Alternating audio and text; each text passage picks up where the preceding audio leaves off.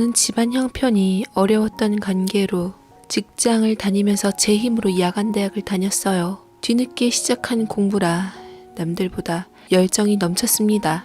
직장을 마치면 바로 학교로 가서 강의를 듣고 밤늦게 집에 들어왔어요. 몇 년간 이런 생활의 반복이었습니다.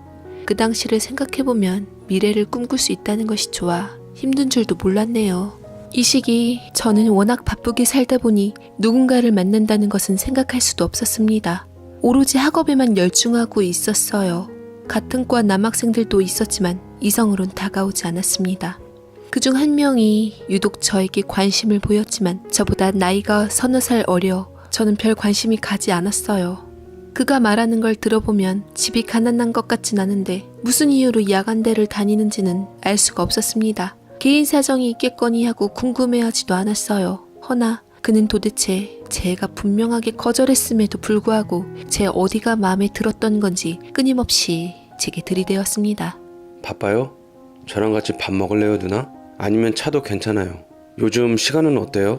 개봉한 영화들 중에서 평 좋은 영화들 많던데 시간 괜찮으시면 저랑 같이 보러 갈까요? 전 연극이나 전시회도 좋아하는데 영화 싫으면 그거 보러 가도 좋고요. 그 사람은 끊임없이 저를 챙겨주고 저에게 관심을 보이니 부담스러웠습니다. 그러다 조별 과제를 하는 일이 있어 그와 제가 한 팀이 되게 되었어요. 제가 바쁜 회사 일과 맞물려 제 몫의 과제를 해결하기에는 버거웠습니다. 그런데 그가 저의 이런 곤란한 상황을 알고 많은 도움을 주는 바람에 무사히 넘어갈 수 있었어요. 인연이 되려면 어떻게 해서든 된다고 그를 가까이서 겪어보니 나이보다 의젓하고 진중한 면이 있었어요. 저는 이상형이 아빠처럼 부드럽고 다정한 사람이 좋았는데 그는 저보다 나이가 어렸음에도 불구하고 제가 기댈 수 있는 사람이라는 생각이 들더라고요. 저도 자연스럽게 그에게 호감이 가기 시작했습니다.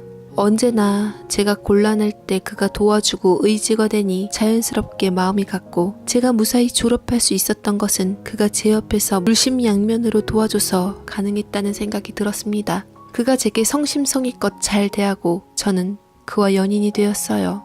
나이차가 느껴지지 않을 만큼 그는 아주 듬직했습니다. 그 사람이 나이에 비해 철이 빨리 들고 듬직할 수밖에 없었던 이유는 따로 있었지요. 졸업을 앞둔 그 시점 저는 지도 교수님에게 제 앞날과 관련해 상담을 하고 있었습니다. 지도 교수님께서는 바쁘셨던지 건성건성하게 대꾸하셨는데 마음이 상한 와중에서도 제 진로와 미래에 대해서 교수님밖에 조언을 구할 사람이 없었기에 매달렸지요. 그런데 문이 빼꼼히 열리면서 누군가 들어왔습니다. 교수님께서는 발자국 소리만 들어도 누군지 알겠다는 듯 당황스럽게 내뱉으시더라고요. 야, 너 이 녀석 서태환! 녹화할 줄도 모르냐? 여기 학교인 거 몰라? 에이, 어차피 나인 거 알았으면서 새삼스레 뭘 그래요? 엄마 없으면 가려고 그랬지. 라면서 능청스럽게 얘기를 하는데 저는 그가 단숨에 누군지 깨달았고 그는 바로 제 연인인 태환이었습니다. 태환이는 제가 있는 걸 알고서 처음엔 덩달아 당황해했지만 이내 눈을 찡긋거리며 웃었습니다. 뭔가 벙찐 상황이 되어버렸죠. 그보다 교수님께 엄마라니 숨이 갑자기 텅 막히는 것 같더라고요. 숨 막히는 사람은 저 말고 또 있었습니다. 바로 교수님이었어요. 저를 의식하셨던지 저와 그를 번갈아 보면서 얼굴이 울그락불그락해지며 급 흥분을 하시기 시작했습니다. 엄마? 엄마? 너 여기가 어딘 줄 알고 엄마 그래? 너 학교에서 호칭 조심하라고 했잖아. 뭐 어때? 다른 사람들은 몰라도 민정이는 괜찮아, 엄마. 그렇잖아도 한번 소개하려고 했는데 이렇게 기막힌 타이밍에 밝히게 되었네. 뭐? 민정이? 너 방금 민정이라 그랬어? 지금 내 앞에는 이민정? 배실배실 웃는 그의 모습에 저는 적잖이 식은땀을 흘렸지요. 여태 우리과 지도 교수님이 그 사람의 엄마였다니 정말 놀라운 일이었습니다.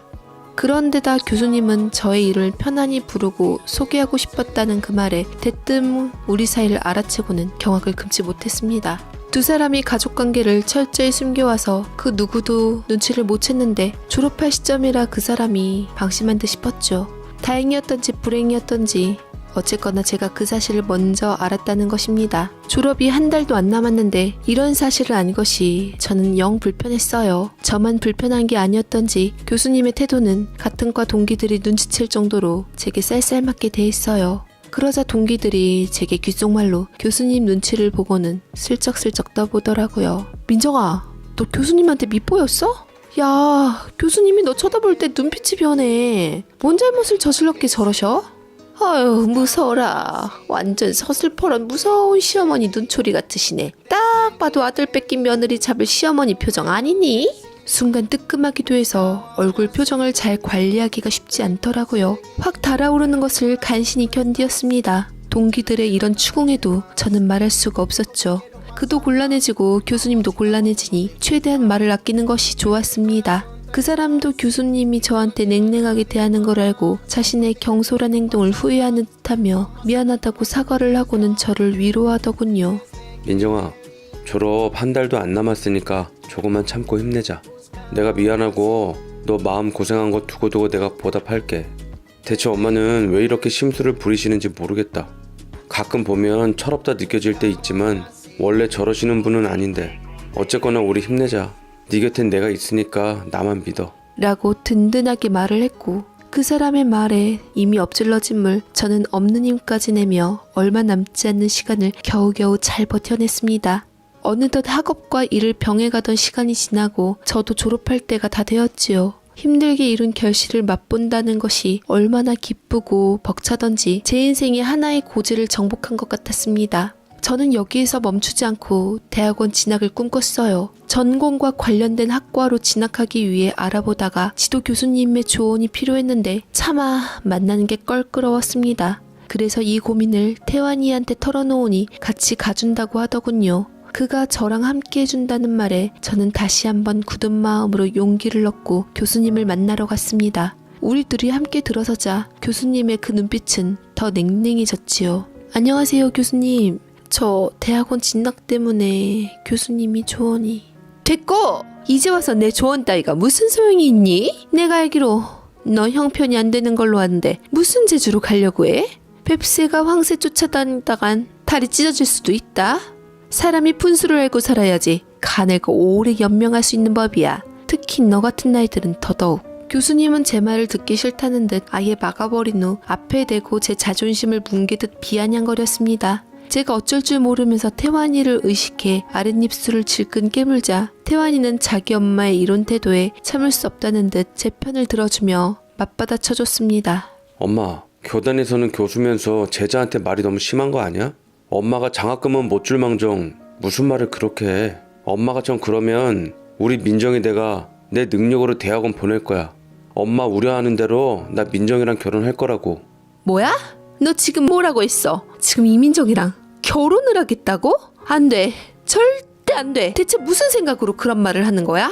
야, 이민정. 넌 대체 나이도 많은 게 어떻게 우리 아들 꼬여낸 거야? 어?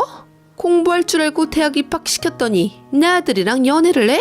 아, 기가 막혀. 어디서 분수도 모르는 게 오르지 못할 나무를 넘봐. 그만해 엄마. 엄마 한마디만 더 하면 나 지금 민정이 데리고 나가서 바로 혼인신고 해버릴 테니까.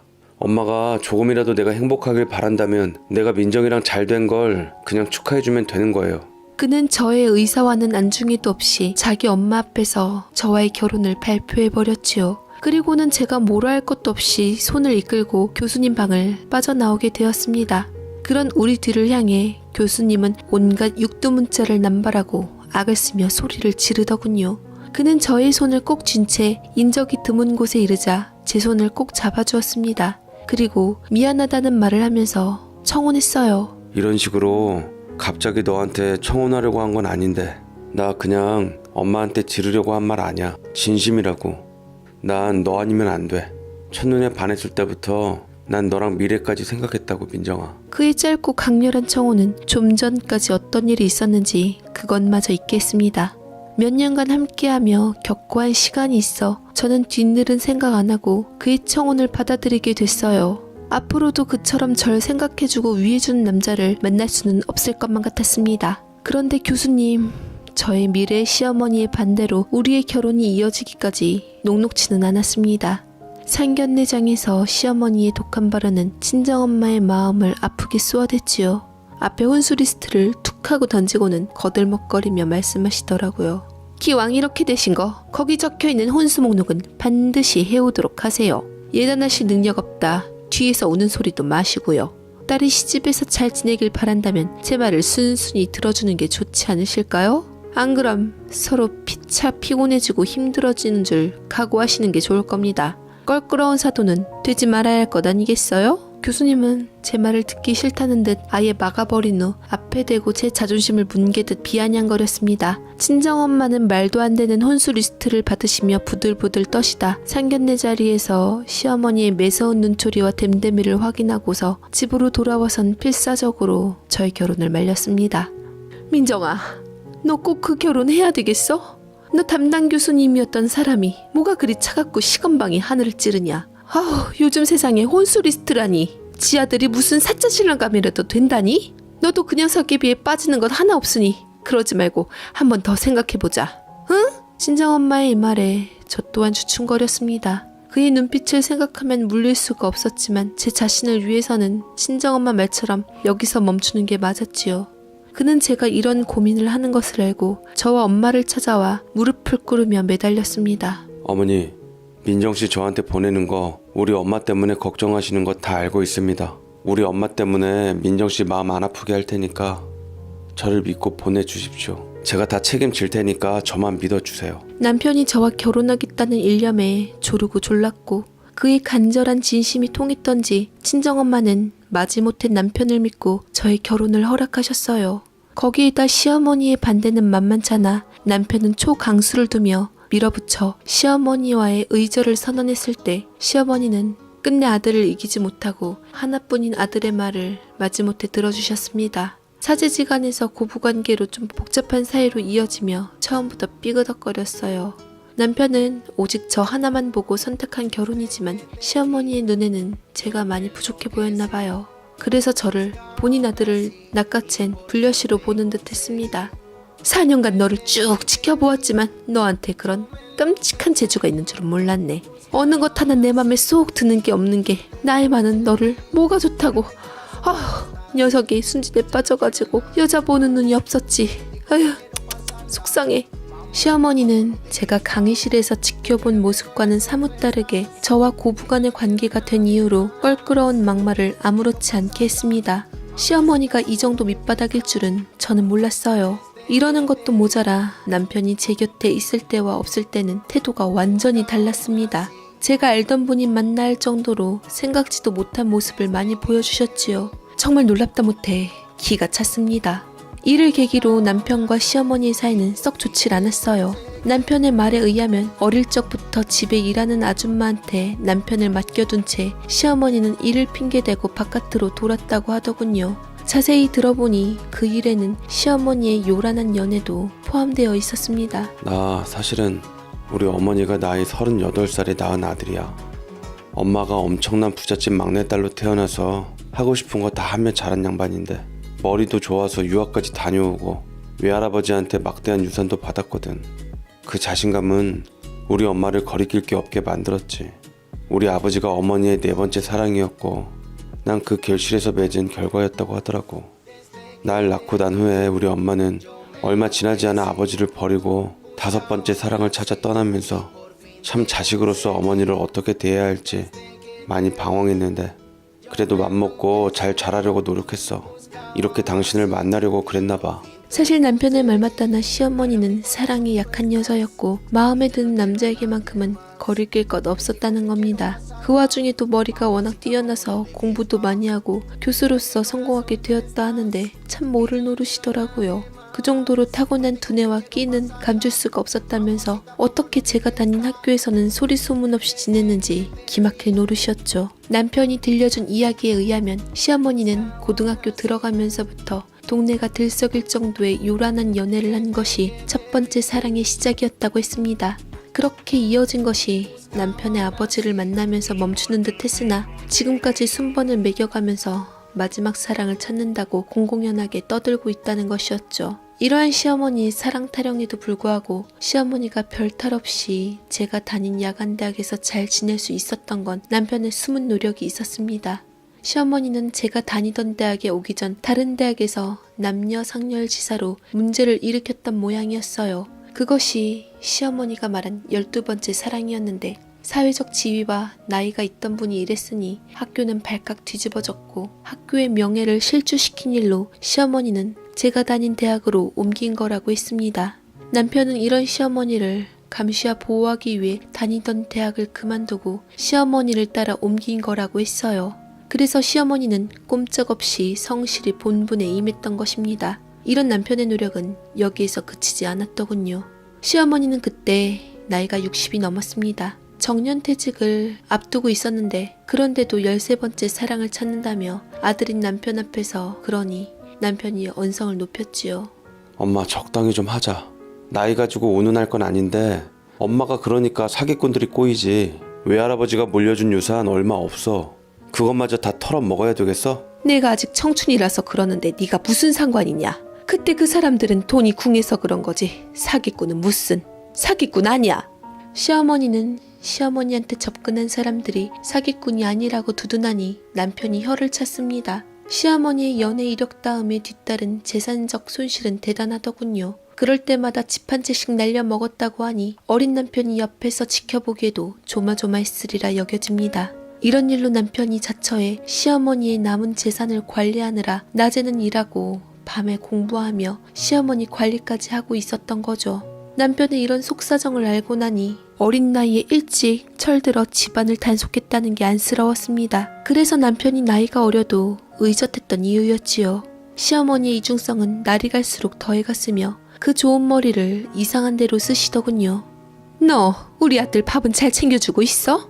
하다 너만 챙겨 먹고 집에서 뒹굴거리며 살찌우지 말고 네 남편 좀 챙겨라. 넌 정말 주는 것 없이 미운 거 알지? 제가 대체 뭘 어쨌는지 시어머니는 늘상 저를 눈엣 가시로 여겼어요. 시어머니가 저한테 이러는 걸 남편이 알고는 제 편이 되어주었습니다. 우리 남편은 제게만큼은 남의 편이 아닌 제 편이었어요. 엄마가 그런 말 하면 안 되지. 지금껏 나한테 밥 한 번 차려준 적 없잖아. 도우미 아줌마가 다 해준 걸 가지고 엄마가 생색내면 안 되잖아. 그리고 우리 집사람 시집살이 시키려 하지 마. 우리 집에 불쑥불쑥 찾아오지 말고. 뭐야? 이 못된 녀석. 배 아파 낳아줬더니 미역국 값도 못하고 지 마누라 치마폭에 폭사여 애미한테 그런 말을 해? 내가 다신 이 집에 팔들이나 봐. 고깝게만 생각하지 말고 우리 와이프 입장도 한 번만 이해 좀 해줘. 며느리도 딸처럼 귀하게 대하면 아무 문제 없을 텐데 왜 엄마는. 남편의 이 말에 시어머니는 듣다 말고 잔뜩 화가 나서는 씩씩거리며 현관문을 닫고 나가버리더군요. 그 이후로는 우리 집에 찾아오지 않았습니다. 남편이 시어머니에게 이런 식으로 말한 이유는 시어머니는 타고나기를 집안일은 물론 음식 하나 제대로 못해 남편이 어릴 적부터 집안일을 돕는 아줌마가 있었다고 합니다. 하지만 시어머니의 성격이 워낙 변덕스러워 오래 붙어있는 사람이 없어 수시로 바뀌었다고 하더군요. 그나마 한 해 전 들어온 순이 이모라고 불리는 도우미 아줌마가 시어머니의 비위를 잘 맞춰 제일 오래 일한다고 했습니다. 그래서 남편은 여태 시어머니가 차려준 밥상은 근처에도 못 갔다고 했지요. 밖으로만 도는 시어머니와 같이 살며 남편은 늘 엄마의 정이 그리웠다고 했습니다. 이 일 이후로 시어머니는 온갖 일을 핑계로 저를 시댁으로 불러들였어요. 그런데 제가 시댁에 가면 이렇게 날뛰는 시어머니보다도 옆에서 북치고 장단을 맞추는 사람이 있었습니다. 바로 도우미 아줌마인 순이 이모였죠. 어찌나 둘이 척척 죽이 잘 맞던지 절 잡으려고 작심한 것 같았습니다. 넌 어떻게 내가 부르면 빨리빨리 올 것이지. 지금 몇 시야? 새댁이 오기 싫었나 보네. 아니면 원래 굼뜬가? 시어머니가 저를 불러 시댁에 갈 때마다 이런 일이 있어 하루는 남편에게 지나가는 말로 말했습니다. 자기야, 순이 이모가 시어머니한테 소중한 사람인 건 알겠는데 도가 지나친 것 같아. 어쩐지 시어머니가 두 분 생겼다는 기분이랄까? 저는 그동안에 있었던 일을 대충 남편에게 말해줬어요. 그러자 남편이 이해가 안 된다는 듯 기우뚱거리며 일단 제 말을 더 들어보려고 했죠. 순이 이모가 그랬단 말이야? 사람 알다가도 모르겠네. 우리 엄마가 성격이 별나다 보니 지금껏 우리 집에 그렇게 오래 일한 사람이 없어. 하지만 그렇다고 내 아내한테 그러면 안 되지. 다음에 엄마가 부르면 나랑 같이 가자. 남편은 시어머니가 부르면 저랑 같이 동행하자고 하더군요. 그리고서는 제가 불편해서 못했던 말들을 시원하게 내질러줬습니다. 엄마, 집에 무슨 일이 있길래 우리 와이프를 수시로 불러? 네가 오지 말라고 하니 부를 수밖에 더 있어? 네가 좋아하는 반찬이랑 음식 장만하려고 그런 건데 그새 네 마누라가 쪼르르 너한테 일러 바치디? 넌 또 그 장단에 맞춰 네 마누라 내가 잡을까봐 같이 오는 거야? 나 엄마하고 더 이상 이런 문제로 실랑이 하고 싶지 않고 그냥 한마디만 할게요. 그럴 거면 차라리 민정이 그만 부르고 날 불러. 이 사람도 공부해야 돼. 라고 평소처럼 남편이 두둔하더니만 순이 이모님이 어머니의 혈압을 가라앉히고는 조용히 말했습니다. 가재는 개편이라더니. 태환아, 네 엄마야. 네가 엄마한테 그러면 안 되지. 막말로 마누라는 또 얻으면 되지만 세상에 엄마는 하나잖니. 막말 맞네요. 이모야말로 막말 그만하시고 우리 엄마와 민정이 사이 이간질도 그만하세요. 보는 제가 다 지치고 화납니다. 남편의 말에 순이 이모는 무안한 듯 뒤돌아섰고 시어머니가 부르르 떠시며 눈이 커졌습니다. 남편이 순이 이모에게 면박 주는 것도 모자라 기어이 저를 대학원에 보내주느냐고 시어머니는 묻는 듯 했어요. 남편은 그렇다는 듯이 고개를 주걱거렸습니다. 시어머니와 순이 이모의 눈에 저는 가시가 되었지요. 시어머니는 제가 당신네들의 빨대를 꽂은 거라 생각하는 것 같았습니다. 남편은 제가 직장 생활을 하며 가정 생활을 동시에 하는 걸 원하지 않았어요. 둘 중 하나만 선택해달라고 저에게 간곡히 부탁했습니다. 그리고 제가 시어머니처럼 가정을 등한시하고 중요한 일을 놓치며 사는 걸 원치 않았지요. 시어머니는 제가 공부를 더 하는 게 못마땅했는지 여기서 그치지 않았습니다. 아이를 가지라고 닥달하는데 하루가 멀다 하고 전화하더군요. 우리 부부의 일을 시어머니 소나기에 넣고 뒤흔들고 싶었었나 봅니다. 이 일로 남편이 시어머니에게 난리쳤지만 그때뿐이었죠. 그 다음으로는 병원 예약을 했다며 우리 둘이 진료를 받아보라는 간섭이 이어졌습니다. 시어머니가 이러니까 남편은 저보다 더 예민해져 시어머니의 연락을 차단하기까지 했어요. 도우미인 순이 이모가